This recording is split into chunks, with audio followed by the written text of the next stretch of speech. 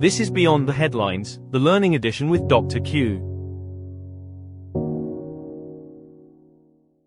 Hi, Temba. How are you? So lovely to have you on BTH. I'm so happy to have you because you've been a friend of BTH for so long, and finally we have you here. How are you?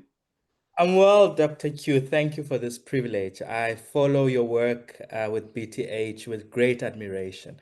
And I'm happy to be here and I'm looking forward to talking about 25 life lessons at 25. Siyabonga. I think you've done a great job with 25 lessons. I spent the whole day yesterday and some parts of this morning actually reading the book. I went through it over and over again and I drafted some questions. That's a disclaimer I'm making. If you see me looking down, I had to make sure that I capture everything. And so I hope you've prepared yourself well because I want us to bring those voices from all the people, most people that contributed on your book, by the way. But I would love for us first to just talk about Utemba because a lot of people out gather would want to know who Thembalethu is. Where are you from? Where are you? What do you do? And who is this young man telling us about lessons at the age of 25? Oh my goodness, that's a difficult one. Let's start where it all began. I was born in Uitenhage, Etinaga in the Eastern Cape, just outside where you are, Dr. Q. That's where I was born. That's where I grew up until the age of 13 when something really tragic happened. On the 7th of November 2012, my mom passed on. And that really changed the trajectory of my life as a teenager. Up until then, I grew up in a stable home, loving parents. They were not working. My mom was a domestic worker, and my dad, I don't know if people would know Ujigeleza. It's the light version of Uber in our world. So you would stand at the stop sign and you would ujikeleze, and my dad would pick you up and drop you where you need to be. So that's the context of where I grew up, and that's the setting. And as I said, in 2012, my mom passed. I was doing grade seven. I was actually busy with my grade seven exams. She passed. We buried her on the 16th of November. And then of course, I had to continue with high school, but I did grade eight. In KwaNobuhle at Molly Blackburn High School. And then the family decided that I should move in with my older sister in Cape Town. So I moved in 2013, I was still in KwaNobuhle. In 2014, I moved to Cape Town, where I did grade 9 to 12. And of course, it wasn't easy. I mean, in KwaNobuhle, we spoke isiXhosa. Everything was very much looked the same, sounded the same, worshipped the same way, etc., etc. And I come to Cape Town and I have to immerse myself in the Muslim culture because I was in a so-called colored school. I have to immerse myself in the Muslim culture. It's different languages, it's Afrikaans, etc., etc. And I think I did well there because I ended up being the head prefect of the school. And when they realized that I was going to be the head prefect, they changed the head boy, head girl. So we were now called head prefect, which really opened my eyes to the culture of inclusion.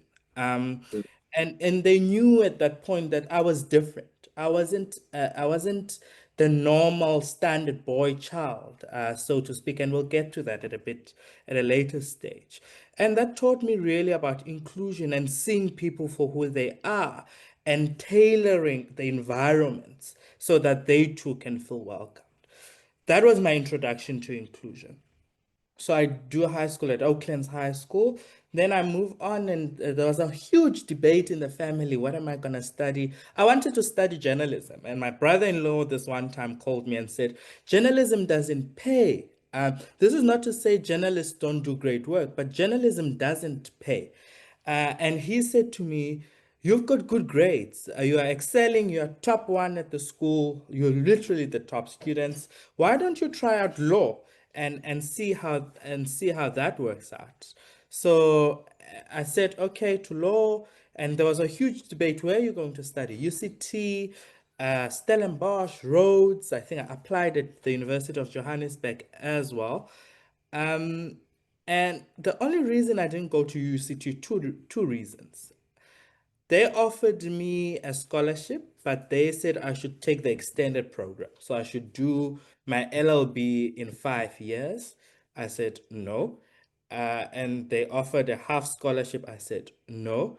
And Stellenbosch came in and said, you qualify for the mainstream, and we're going to offer you a full scholarship. So I went then to study at Stellenbosch University, and we had fun. I had fun. I built connections at Stellenbosch, and as you will get into that about how I got to meet the people I met. After having looked for Prof Madonsela for almost a year and not finding her, and this one fateful day I find her PA in the office, and then the rest is history. So that's really the early career and the early schooling. I left the university in 2022 to start my articles. So I studied my law degree, finished it, and then I went on to do articles at Kluwer Makota Attorneys, which is in Stellenbosch. It's one of the most famous uh, firms in Stellenbosch. And if you read some books, you might find it in one of the controversial books. You might want to ask me which book is that. So anyway, so I do my articles, and then I realize, but I don't want to practice law. Hmm. I want to do more than just being in a courtroom. And so I had to have that conversation with myself. And of course, at the university, I was exposed to social justice issues, issues of inequality, and all of that. And that's really where I want to be. And that's where I am right now. I'm back at the Center for Social Justice as a researcher. And we're doing amazing work, fulfilling work. Work when I wake up, I don't feel like I am going to work. I just got gifted a book by a friend yesterday. You don't have to come back from work tired. And that's how I feel with the kind of work we are doing now at the Center for Social Justice. So really that's me in a nutshell. Oh, that's very interesting. You said quite a lot. From the loss of your mom when you're doing grade 7 to how inclusion became a thing when you changed schools. And maybe I want to take off from there. Uh, I wonder what it meant for the younger Themba. I know you wrote 21 lessons as well, in addition to the 25 that you are discussing now. What did that phase of your life mean for you as a young person, as a young Themba, before you reached the 21, where we learn about um, your progress or hear about your progress? Sorry, I was listening to your podcast with another interviewer earlier when you published that book. At Oakland's High, it was an eye-opening experience for me. Having grown up with amaXhosa, Eastern Cape, sithetha ngokufanayo, senza izinto ngokufanayo, and of course I grew up in a Christian home. Mm. Where on Sunday we would go to church, and of course I rebelled against the church at quite an early age. Is there a reason for this? There is a reason. We went to the Old Apostolic Church, right? And so our parents would sit on the benches, but the young kids would be asked to sit on the mat just in front of the pulpit. So I said to my mom, that's not fair. Why Mm. must we and there's space? It's not that there's no space. There's Mm. space. I said, why must we sit on a hard carpet when we can sit on the bench? So, and of course, I didn't very much like the way of preaching and how the pastor would speak down to our parents, um, and how they were not doing what God called them to do. I thought there's a better way of teaching about Jesus's love and God's way of doing things. It wasn't speaking down on people. It wasn't shaming them for their life decisions, because people make different life choices, and we can speak about whether it's limited choices or not, based on what they know, the knowledge they have, and the resources that they have. So I felt quite uncomfortable at that stage with the church, and I've always said, but if even if God wants to punish us, even if they painted God as this cruel man that was ready to punish us at the slim chance that he gets. And I thought I'm uncomfortable about that. So I left the church after my mom passed, and I think I was quite angry with God then as well. So I never went to church. So here now I am at Oaklands High School, and most of the students practice Islam. Most of the teachers are Muslim, and the principal is Muslim. So we leave on a Friday at 12 because they have to go to mosque, and it's a different world. Really, even during the assembly, it's a different ritual. I mean, they never brought uh, the culture or the religion to the school, but it was a different kind of setup, a different kind of how you relate to relate to other people. So it was a learning experience, and I'm grateful for that experience because it has carried me. I can enter different spaces without frowning in terms of why do you worship this way? Why do you prefer things to be done this way? Really, it was a learning experience. Uh, that's very interesting. And I guess you being in that school never gave you the impression that you were othered, even though you were different. That's what I'm hearing. And I think that's super amazing, because my next question was, is that lack of inclusivity in the school what led you to caring so much about the social justice that we learn about in the foreword that is presented by Professor Thuli Madonsela? And I guess staying there, I would want to know from you what I would want to know from you is, why have you made this social justice gig your personal mandate? I mean, you're only 25, guy. Why? Actually, Konesani, it was the diverse voices, the diverse culture, and the diverse way of doing things at Oaklands High School that made me realize that there's a better world when we are being inclusive. So, like you said, I wasn't othered at all. Actually, I was embraced. I walked into the school and I felt that these teachers feel that I can do something, that I can be a contribution. I want to say I was engineered to believe that I can be a contribution. And that to this day carries me. And when I got to Stellenbosch University, I want to be honest and say it was the opposite. Now, all of a sudden, there's a certain way of doing things. There's a certain look. Students look a certain way. They are white. They speak Afrikaans. They are wealthy. So there's this monopoly on this other side of the railway. And I thought, no, but I want that other side that I'm coming from. And I want to bring that side to this community. Those diverse thoughts and diverse way of doing things, I want to bring them to this side. And social justice as we know it is about fairness to everyone. And what better world could we live in but a world where everybody feels that we are fair to them? And that requires us to treat people differently. And this is what the courts have said. Justice Dechang Moseneke speaks beautifully about substantive equality. In South Africa, we subscribe to the notion of substantive equality, which really, at the face of it, is that we are more concerned about the equality of outcomes, not the equality of treatment. You are a professor, a doctor at Nelson Mandela University. If I want to be fair to somebody else, I can't treat you and that person the same way.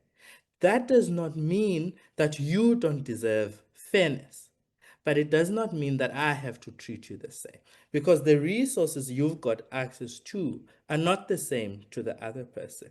And that's what John Rawls says as well. When he speaks about social justice, he said it would have been better if we designed a world where we didn't know where our fate would fall. Wow. Uh, that just brought the intellectual timbre out of you. uh, Themba, I want us to now move towards the book itself. Um, when I was 25, I think that was one of my greatest years ever, because that's when I crossed the stage for my master's. And as I was reading your book, I kept on reflecting and reflecting and reflecting. And I wondered how you would have felt when you were compiling all of these together, bringing all these different voices together. What was your first thought when you finished reading all of these 25 voices and just reflecting on them? My first thought is captured quite well by Nelson Mandela, President Nelson Mandela, when he says, "It always seems impossible until it is done." Right? Let me tell you. So I drew up a list of 25 people that I really, really wanted in the book. But of course, I'm not naive. I know that people are busy. Not that they're malicious or they don't want to contribute or whatever. I know that people are busy. So I created another 25. I created a B list. So at the end, I had about 50 names. And I said, okay, out of the 50, 25 will contribute. So the Saturday, we launched on the 27th of June, 2025. The Saturday before that, we didn't have the book. Okay. We had 24 life lessons at 25, because we were waiting for the PP. And it's not that she didn't want to contribute. There's competing interests and there's pressing challenges that one needs to attend to.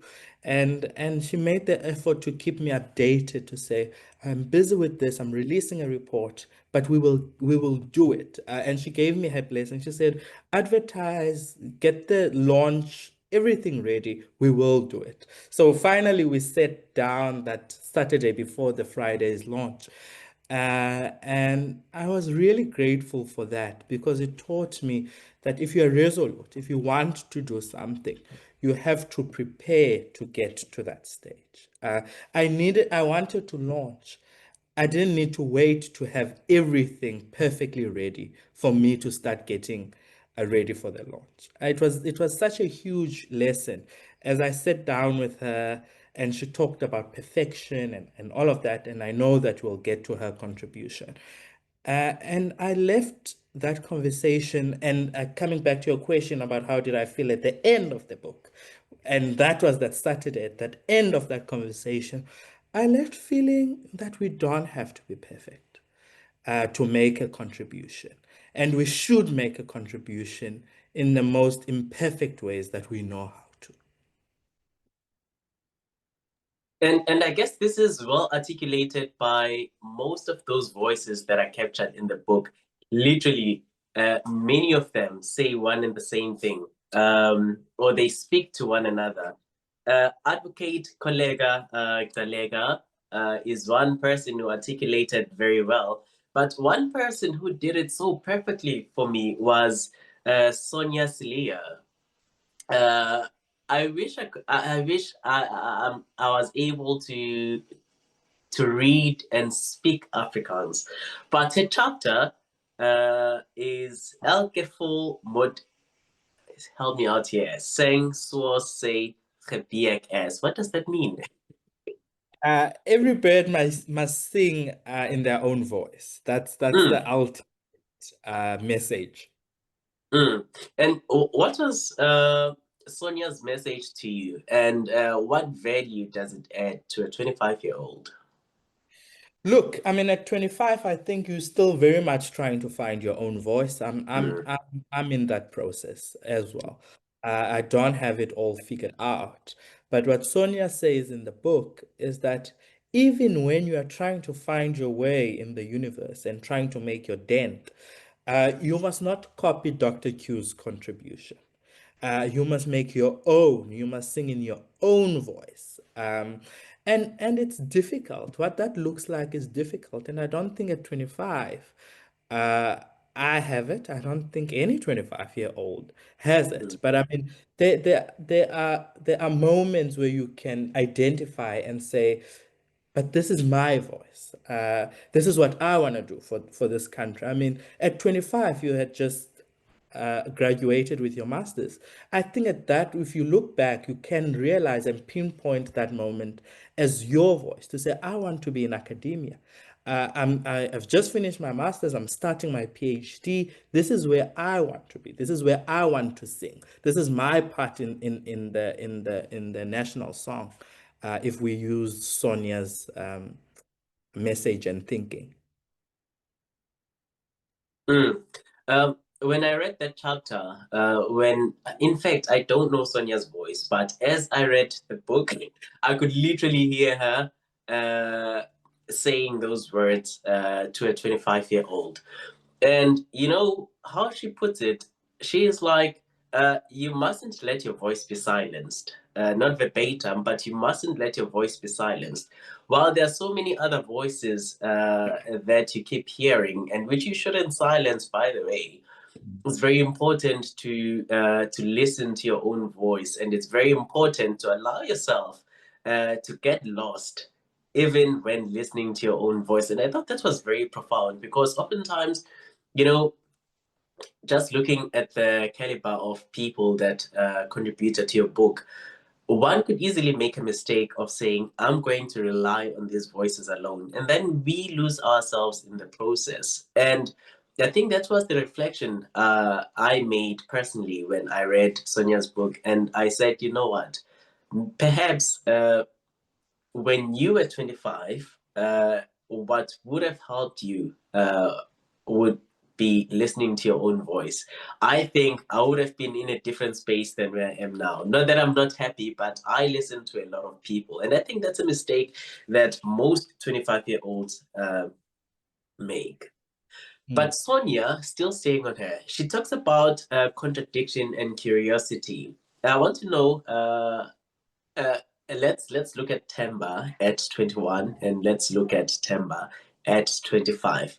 I want to know how these two values have helped you grow. So how do you think they would help you grow, especially on this social justice path?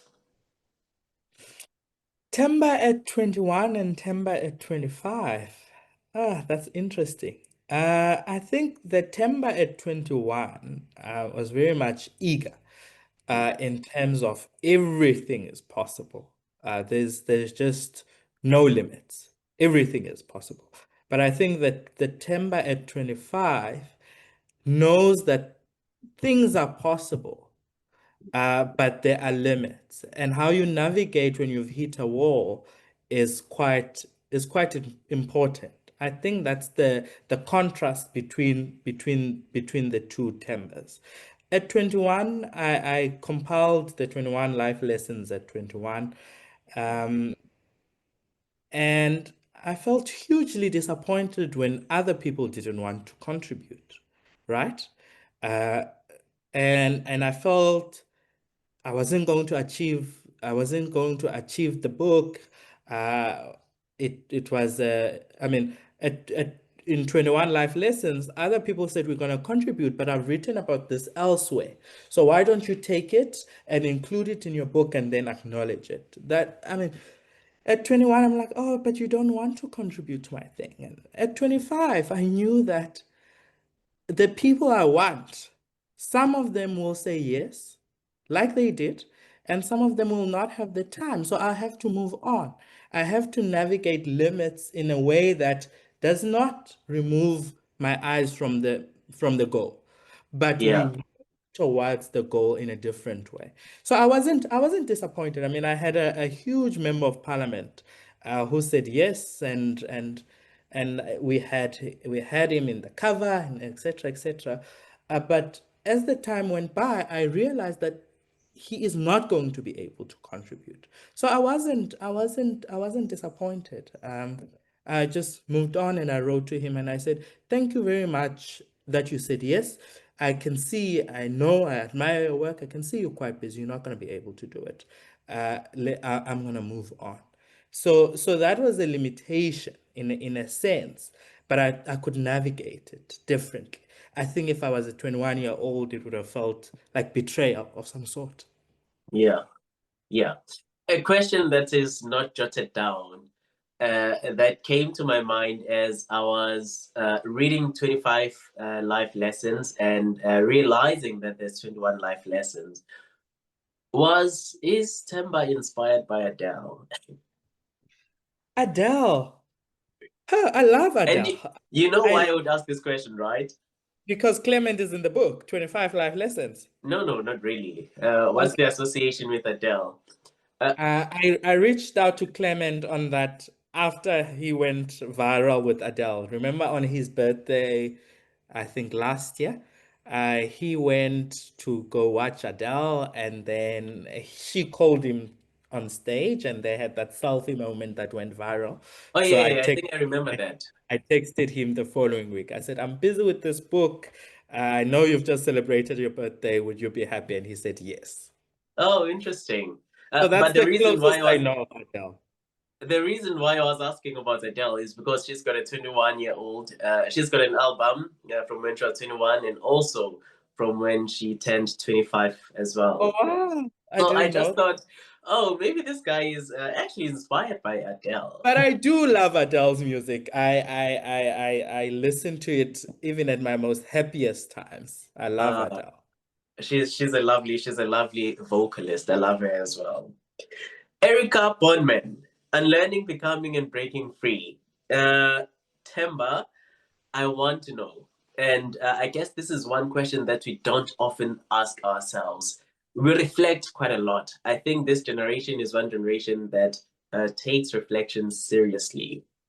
I don't know why, but it just happens. Whenever I engage my peers or younger people, it's always a thing of I need to sit and reflect. I need to think about my life, etc., etc. I want to know what are some of the things that you've identified in your life and possibly say these are some of the habits or some of the things that I really want to unlearn. And why would you say you want to unlearn some of those things? You're putting me on the spot. You see why I said you must give me the questions beforehand.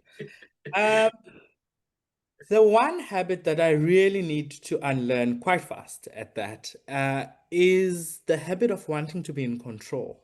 Um, Because really, life there's no manual. There Mm, isn't a way of doing things a certain way and be guaranteed for sure that you will get these results. I mean, it works in certain settings, and it doesn't in others. And I think Louise speaks about looking at people with soft eyes. Let me tell you what that means for me. I think in grade 11 or 12, I did a leadership course. These, I think execs now are also required to do that. So there's four personalities. It's a personality test. I don't know if you know about it. There's the color red, yellow, green, and blue. yeah. And I came out of that test being a red. So your red personalities are your doers. They want to do. They know it all, and they've got the solution. They've got the answer.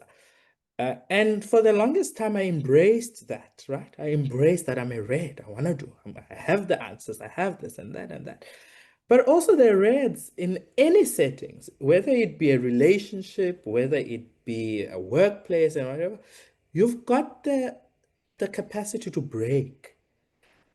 Because how Dr. Q relates to you is different to how you relate to yourself. I might think this is the way we should do this, right? We should start the podcast with an introduction. Yeah. Starting the podcast and doing the introduction at the end does not break friendship, right? It does not mean that the podcast did not happen just because it didn't happen the way I thought would happen. So that's that feeling of wanting to be in control, knowing what to do, when to do it, and having the answer. But increasingly in a fragile world and in that leadership training and the one that I just recently attended, you are taught that you have to master all colors. You have to master being blue, which those are your um, accountants. Everything must fit into a box quite neatly, and the numbers and all of that. But also you have to master being a green, being very compassionate, being very understanding, and being soft. Also, you have to master being a yellow, having a vision, a big and a grand vision. And I think President Nelson Mandela was a yellow if I have to follow uh, his leadership style. And that's what I really want to dedicate the next 5 years of my life doing, is letting go of the habit of wanting to be in control. Mm. You work with a lot of political figures in your space, Themba, and now I'm going to put you on the spot. I know you don't like that, but I'm going to do it. So there's been a lot of comparisons on South African presidents, from Nelson Mandela to the now Cyril Ramaphosa.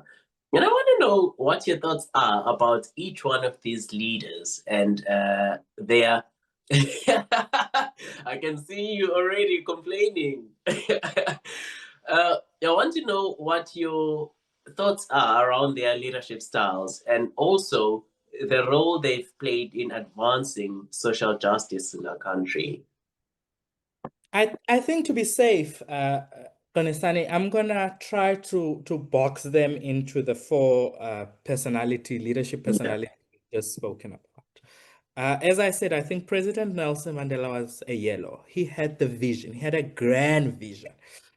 Whether he knew how we're gonna get there, I don't think. I don't know. All right, but he had the vision, and the nice thing about the yellow personality is that you can craft a vision and you can communicate uh, uh, the land of honey where we want to be, where we need to be. And I think he was that kind of president. And of course, I speak generously of him because I know he took office quite late in his life. So I'm quite Yeah. generous. And I know it was a period of transition, building and reconciliation. And in a face of insurmountable difficulty, I think he did really well. Uh, Mm. so I would rate President Mandela a good 9.5 out of a 10. Uh, right? And you come to President Mbeki. I think President Mbeki was a blue. He was a numbers guy. He was very much focused on the economy, and I think he was quite neat. Everything needed to fit into gear, into all these economic policies, etc., etc. Uh, but I am not naive. I'm aware of his huge mishap in terms of denying the HIV and AIDS. And in 21 Life Lessons at 21, Justice Edwin Cameron speaks about how charity is not social justice, right? Yeah. And he makes the point in case about the ARVs and the activism around that period. And I think the economy was doing well. But now we know that it created this huge black middle class, and we know that we are now struggling to get the so-called, when you have a cow and you have to milk it. So we're getting the little bit of milk from that black middle class. So I would say he was an 8. I would say he was an 8. I think sincerely, whatever he did, he had sincere intentions in terms of advancing the constitutional dream of a society where everyone's potential is freed. Mm. Whether his policies gave him the results is a different issue. We come to President Jacob Zuma. From 2009 to 2018, I mean, it was a difficult period for South Africa. It was a difficult period, and I want to rate President Zuma in terms of how he handled the whole fees must fall thing, because to be frank, I am in higher education, right? And I do see the consequences and the adverse consequences of not dealing with expensive higher education. I must say, I think he thought he was doing well, all right? I don't think he was at any stage wanting to harm. But when the results, luckily for him, he saw the results during his tenure, and they were not giving him what he wanted. Instead, they were polarizing the nation. I mean, at universities, students were being literally killed, right? And matters of race relations flare up. Racial disparities flare up during his time. It was a time we were not in war, but we were also not at peace. And I think for me, the Nkandla and the state capture drops him to a below 3, right? Because the public protector finds against you that you've used state money for personal gain. That's Nkandla. And you get your party to defend you. You get parliament to exonerate you. And there's just no sense of self-reflection. And I mean, there was just no sense of accountability. There was no sense of remorse. And you go on to bring in the Guptas with the state capture. I think that's quite cruel. That's quite cruel in a country where students at universities cannot afford. And we know what happens is that you can't register at the beginning of the year. Somebody helps you to register, you study, but at the end of your degree, you can't get the certificate. And we know that Deloitte, KPMG, etc., they want the certificate that before you can enter their doors. So the practical effect of that is that you've got this education. You are left with a debt of 500,000. You don't have a certificate. You go sit at home. That's not just, right? And in one of the songs, Simpiwe Dana speaks about wena mongameli xa ubona abantu bakho kutheni ungakhulula isizwe.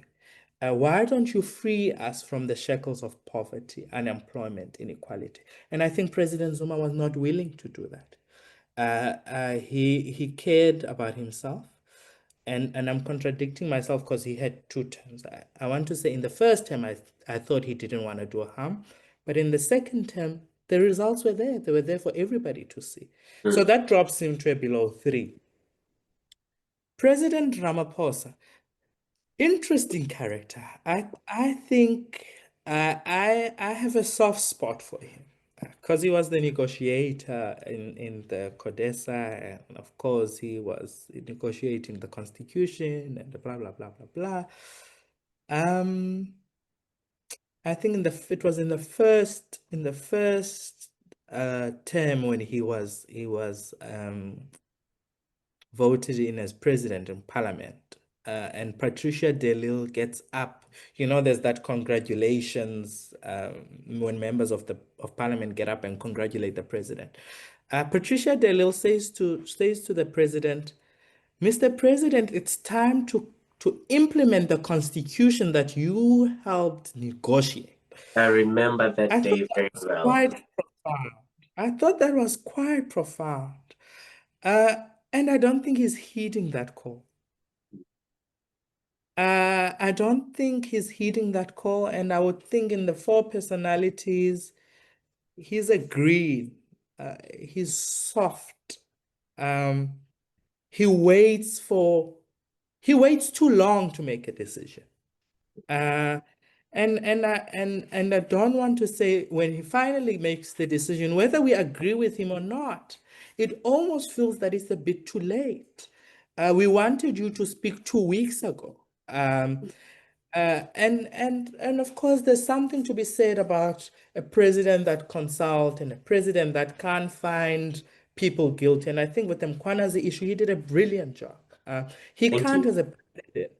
He can't as a president. We can't allow in any constitutional democracy a president coming and making a finding without a commission or without due process. But we Yeah. wanted the president to speak immediately. We didn't want him to wait for that long. So there's that as well with President Ramaphosa. So it is difficult to rate him, and I thought now it's the second term. Everybody understood in the first term that you want a second term, and we all had wished that he was going to be much more strong in dealing with corruption in the second term. Mm. Uh, got about 4 years till the next elections. We've got less till the next ANC conference. Mm. And I don't know. I don't see anything changing unless something drastic is going to happen. So I would give him a 7. A 7, but that's still under review because he's still That's serving as yes, president and he still yes, has his yes, 4 years. absolutely, I wanted to absolutely. come to to touch on the Mkonazi issue because I made a post on Facebook and Mm, I wanted to agree with what you're saying. A lot of people are frustrated and calling him a president that is indecisive, and they wanted him to act on the spot and suspend Minister Sendo Mchunu or expel him even from the party. But then the question that I had, and which has not been answered, is on what grounds would he do that? Because these are allegations at this stage, right? mm. So in order for him to act on that, to say we've gone this far and we are dismissing you as minister, there must be sound evidence on these allegations. So I agree with you there. Yes or no answer, because this is not part of your book. uh, are you for the national dialogue? Absolutely, 100%, without a doubt. Okay, now let's go to the advocate. Uh, she says never seek validation, Themba. I think that speaks to many elements of a 25-year-old's life, and yourself in particular. I know you personally, so I guess I'm allowed to say this. So, uh, she speaks about leadership without seeking external validation, especially in a male dominated legal space. And this relates very much to you because that's the space that you function in. So, what does this mean for you as a 25-year-old who is stepping into such a highly contested space? It literally means, and I think she speaks about it in the book, prepare to the best of your ability, Mm, uh, and make your contribution and let it be. mm, Um, and I think we'll get to Monday, walk away from that contribution, right? mm, Don't wait for somebody to say you've done well. mm, Don't wait for somebody to say this is really brilliant, because you would have done the work. You need to do the hard work. mm, And whatever document you hand in, you have to be damn sure that this is the best that I could have done under the circumstances, right? And mm. and if, and if people use that contribution, great. And if they don't use it, their loss. But don't wait for somebody to say, this was such great work. Yeah, yeah. Um, I agree with that.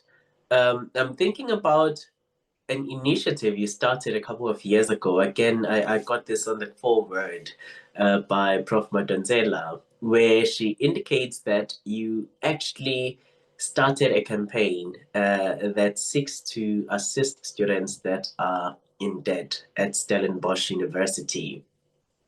And I want to bring in the voice of Ashraf Garda here because he's challenging youngsters to actually serve the nation at their very best.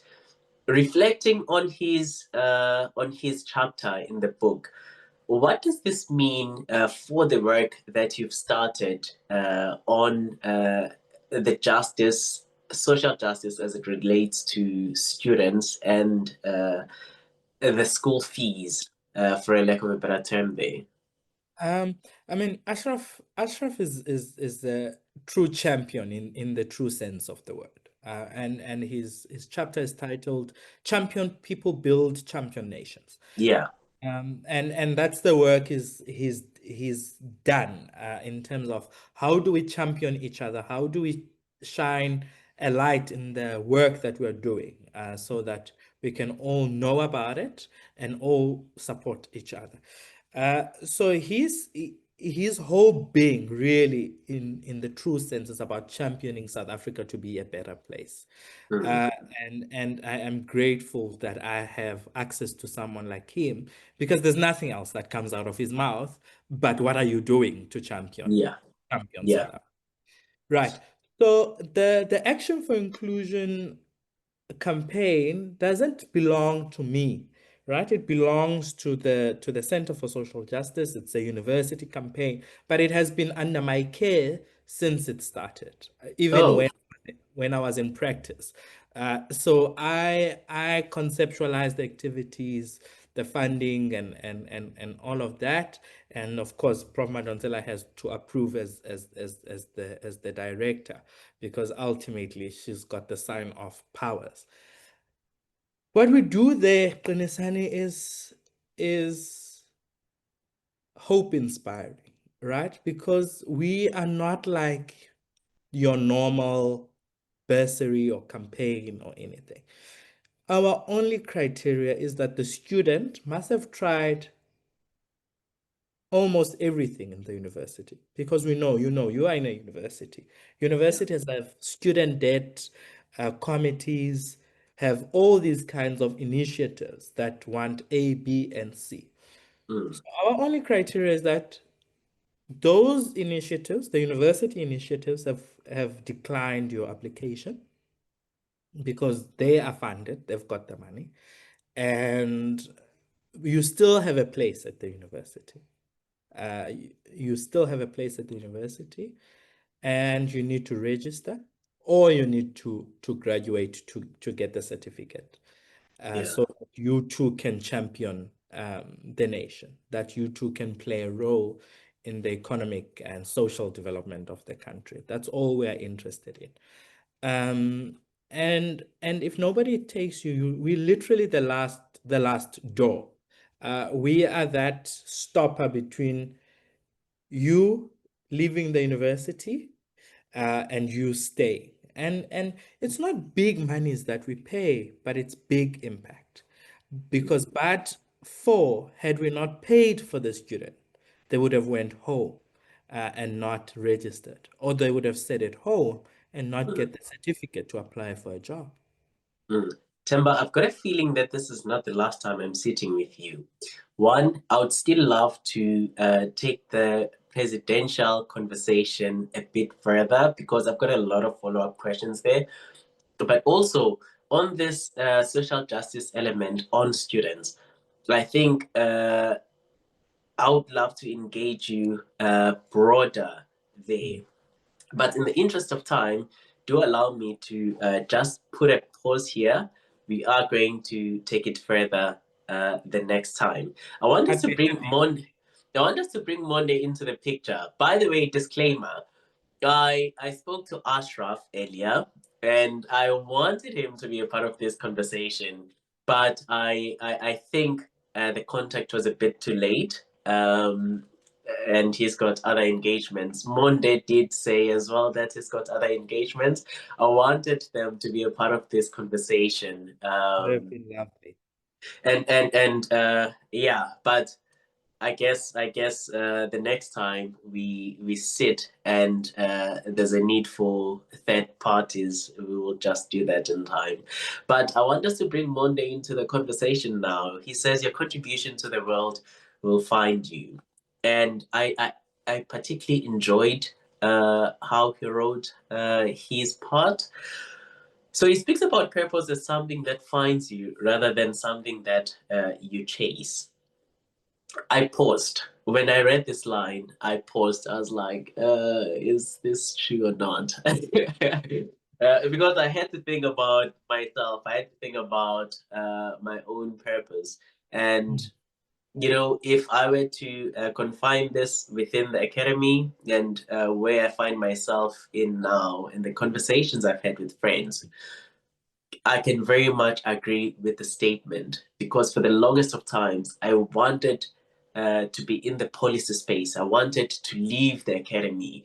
And I remember this one friend of mine who is in Pretoria saying to me, yazi Nhlaka, he calls me Nhlaka, yazi Nhlaka, sasikubuka nje uyihlanyisa uthi you want to leave academia. That's who you are. When somebody thinks about Nhlaka, it's either bacabanga amakabishi or they think about a university.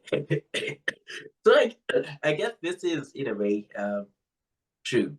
But I want to know from you, what did that lesson mean to you personally? Or what do you sense that your own contributions might be, Themba? He says in the book, even if you run away, and I think he's backed up by Dr. Imtiaz Suleiman.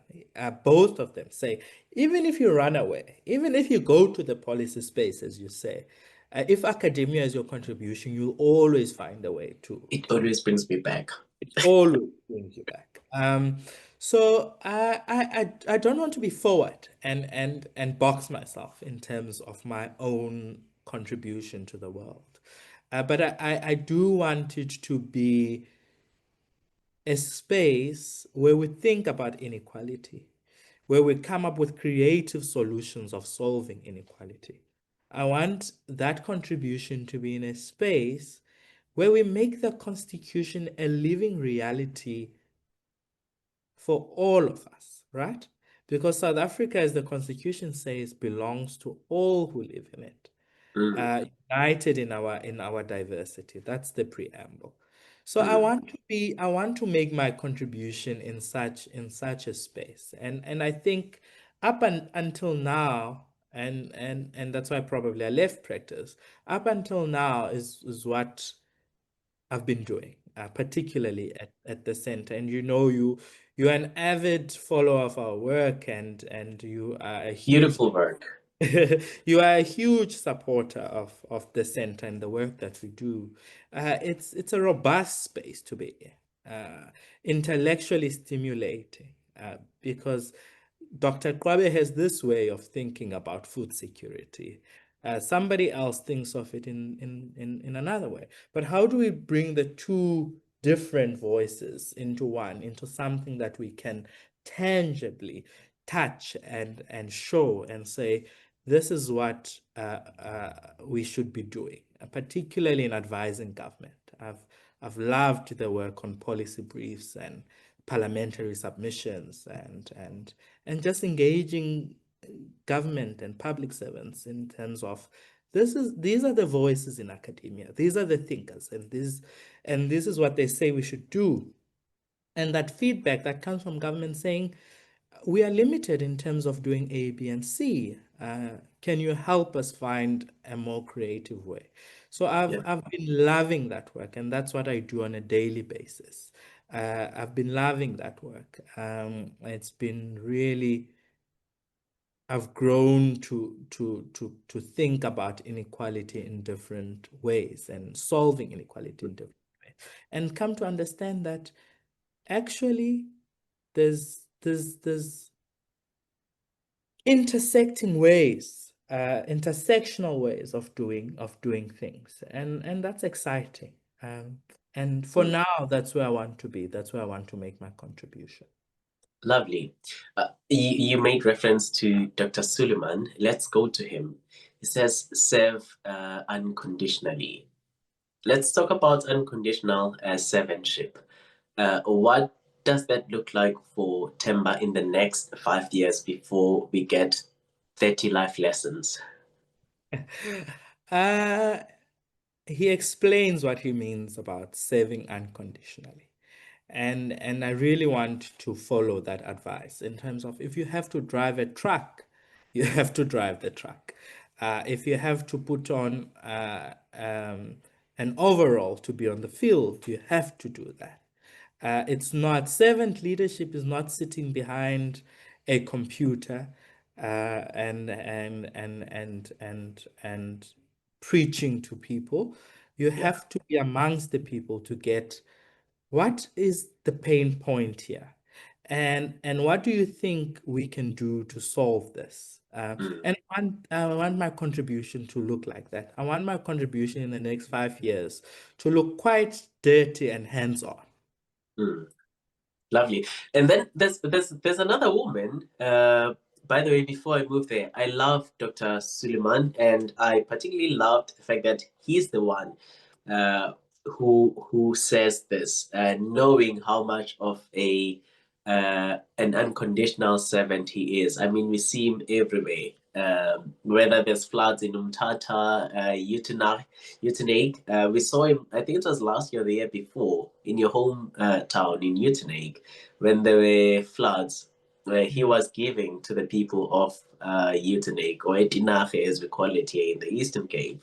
And one must really pause and admire the wonderful works that he does. And it was I think a lovely gesture for you to bring his voice into the book. But then there's also a different kind of leadership, yeah, really, leading from the front, but also not wanting any fluff for bells and whistles. He's yeah, just doing what needs to be done. yeah, yeah. Uh, there's another soul that you bring, Dr. Louis van Rijn, who says, listen with soft eyes. Sounds, I was like, okay, this is very poetic as I read it. And then she speaks about listening deeply with humility and openness. And I want to know, Themba, if you were to speak to a peer of yours, another 25-year-old, how have you had to cultivate this kind of listening in your spaces, or how would they have to do it in their own respective spaces? I mean, listening with soft eyes. By the way, I'm very, very privileged to have Louise as one of my mentors. She really does this mentorship thing quite well, checking up, what do you need, etc. And she has now become my thinking partner. So if I want to do something, I would say, is this gonna work? What do you think, etc., etc. So going back to her contribution, listening with soft eyes really means listening. You are listening, but with soft eyes. You suspend judgment, right? Okay. If somebody comes to you with an idea or a problem or a solution, instead of me saying, no, no, no, no, no, let's do it that way. No. Listening with soft eyes is suspending the judgment, let the person finish speaking, and you have to ask them, do you want to hear what I think? Which is very difficult in our age group, because I come to Dr. Kwabe because of the wealth and experience and knowledge that you have. You're already thinking in your head, no, no, no, no, no, it's not going to work in that way. But sometimes the person doesn't want your opinion. They don't want how you would have done it. They just want you to listen. Yeah. And that's what listening with soft eyes really means. So interesting you throw in the word mentorship there. I think in the entire book, there's only one person who mentions the term mentorship and the value of mentorship, and that's Monde. And I'm sitting here just listening to how the dog uh, interprets her own version of the term uh, listen with open eyes. You said she's a mentor, right? Yeah. Yeah. And I'm thinking to myself that, I need to find myself somebody like her, because you make an example here. When you are speaking to the next person, wait for them until they finish. Such things we don't pay attention to. And I'll be my own what do you call the people that criticize? I will critique myself here. Because when I see that we are not moving forward when you're having a conversation, I'm very quick to stop you and to make my point clear without really allowing you to finish. And I think oftentimes when I reflect to those moments, uh, it, I would say to myself, actually, you know what? You are not ready yet to be a leader, because a leader is somebody who should be able to listen to people, allow them time, afford them time until they finish. I would have those conversations with myself, but I would default the next day. I don't know why it happens. I guess one needs a guide like Louise. And I would argue many people, I've seen it, especially young people, we don't have that thing of saying, I'm going to let Themba finish his point. And those things, small as they are, they matter the most. And then one last thing, still staying on Louise, she mentions the term village. She says in this one line, it takes a village. And I asked myself, I wonder what Themba's village looks like. Not the community of E39. I am more interested on the village that you have created yourself in the past years. The village that has built this 25-year-old Themba. Sure. I do know that it's quite diverse in terms of age, in terms of race, in terms of capital, in terms of gender, in terms of sexual orientation. And those for me are important. It's important to get different world views as much as possible. Because a 35-year-old doesn't think the same as a 35-year-old Black professor at UJ does not think the same way as a 65-year-old white female at Stellenbosch Business School.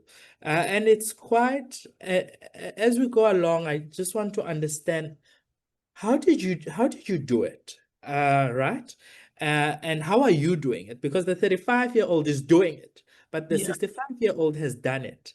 And then I think Prof Deresharam Juganath, the VC, Stellenbosch VC, in the contribution says you don't have to be 40 to have an Yeah. experience of a 40-year-old, right?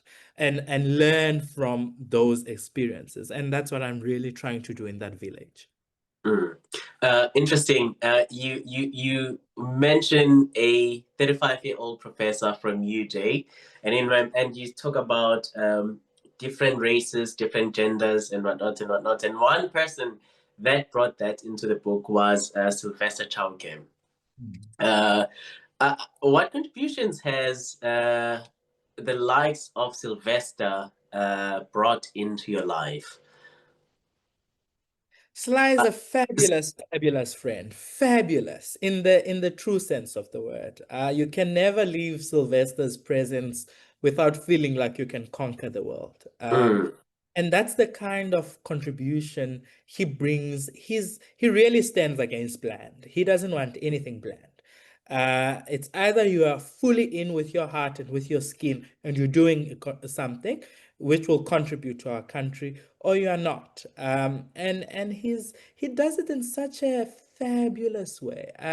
He's so unapologetically gay, and he's grown a whole crop of, excuse the pun, because you are in farming and agriculture. He's grown a whole crop of young gay, confident gay people. And I love that about him. And he's unapologetic about it. Mm. He speaks about the quarter life magic and really speaking about how he felt so insecure at 25 and how he conquered that insecurity. And how, as a gay man, you enter a boardroom and you're expected to tone down. And he says, no, we're not going to tone down. We're going to be fabulous. We're going to be clever, and we're going to change the world. I'm trying to imitate how he speaks. He speaks like that. Um, and I love that about him, and I admire that about him. He's Mm. really unapologetically him. And Mm. every interaction I have with him, I leave feeling I don't have to tone it down. Oh, beautiful, beautiful. I hope he gets to see this, and if he does, I guess now would be an opportune moment to congratulate him on his Professor of Practice appointment at UJ. We are so proud. We are so inspired of Sylvester. He's really, really doing amazingly well. I think we'll look back in the next 25 years and he will become one of those leaders that we want to study. You know, people want to study Barack Obama, people want to Yeah, study Nelson Mandela, but I think Sylvester, we're going to want to study him and how he did it. absolutely. Last person, last character in the book. One of my favorite radio personalities, Bruce Whitfield. The biggest risk is to play it small. That is the message that he gives a 25-year-old Thembalethu and all the 25-year-olds out there. So he makes the case that playing it safe is a real risk. And I want to know, just reading this, what's the one risk you've taken that has pushed your growth as a social justice advocate, Themba? One risk. Was being brave enough to know that, or at least to understand that at any given point, there's always somebody willing to help. I think when you put yourself out there, there's always a fear of being rejected. There's always a fear of not being wanted or being deemed small. And I think I try to go against that every time that thought comes up that you are too young, you don't have the money, or you don't have the intellect Mm, to and those are not true. Those are all insecurities, right? yeah. And it is a risk to put yourself out there. It is a risk to have to write opinion pieces, to have your thoughts being read by other people. But it's a risk I'm willing to take, and it's a risk that has paid off up until now. Wow, super beautiful. Themba, we've spent so much time talking, but we haven't spoken about half the things that I would have loved us to cover. And again, you have committed to coming back, so I guess we will reserve some of the questions for your next appearance on BTH. But maybe as a concluding question, I would love to know what's the next lesson you would hope to learn before the age of 30? What would you love, and who would you love to hear from next? Before I close, I thought you were gonna tell your audience about how the name came about and my role in that. But anyway, maybe we'll talk about that when I come back. Please, So please, you're already there. Go ahead. didn't I give you the suggestion of Beyond the Headlines? You had come and you had said you want what was I can't remember the other podcast's name, but there was a whole you wanted to rebrand and you wanted to change, and then we were thinking about it, and then you said, "Oh, I've got the name Beyond the Headlines." So I am an avid supporter of the podcast. I love it very much. Thank you Uh, very much, Themba. and I share it as much as I can with people in my network. So the next lesson I want to learn would be how to sustain success. And because once you've got it, you've got to sustain it. And that takes a lot of work. How that looks like, I think in the next 5 years, I'm going to be doing that work of finding out how did you sustain it. And I'm on record having said this in another interview that I will do 30 life lessons at 30, and I'm going to go big with that one. I'm going to go for opera. I'm going to go for Barack. I think you can see Barack's book there at the back. Oprah Winfrey, Barack, Trevor Noah. I really love Trevor, and there's something in common with all three characters is that they were Mm. able to sustain success. They've Yeah. got it and they're able to sustain it. I want to know how did they do it. So those are the three big names for now. I might have another big one as we get closer, and I want to know from them. Do you know who I hoped I would see in the book? Professor Mamokete Pakeng. She's in Uh, 21 life lessons at oh, 21. she's in 21 Life Yes. Lessons. I know you've got a very strong bond with Yeah, the she's prof. she's she's my deputy mother. She's in 21 life lessons. Lovely, lovely.